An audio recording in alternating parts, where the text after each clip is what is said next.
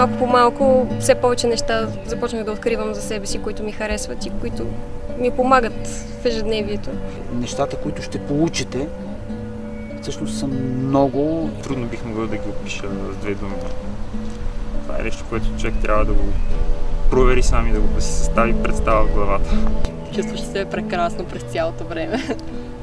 Ставаш един по-добър човек, да кажем. Трябва да го пробват.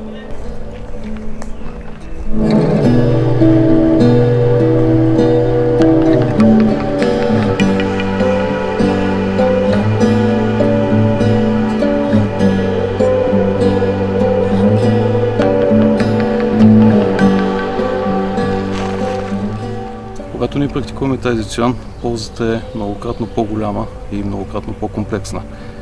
Преди това, че традиционната система от упражнения в практиката традицион е дизайната така, защото да донесе абсолютно равномерно и балансирано натварване на цялото тяло, а не само на определени мускулни групи. И едновременно с това е дизайната така, защото да донесе сериозно успокояване на съзнанието, т.е. пълен релакс на нервната система, което директно води до една пълна и тотална редукция на стреса. Изключително ценен ефект, който ние можем да черпим в пълна сила, предвид стресовия и натварен начин на живот, който всички ние водим в момента.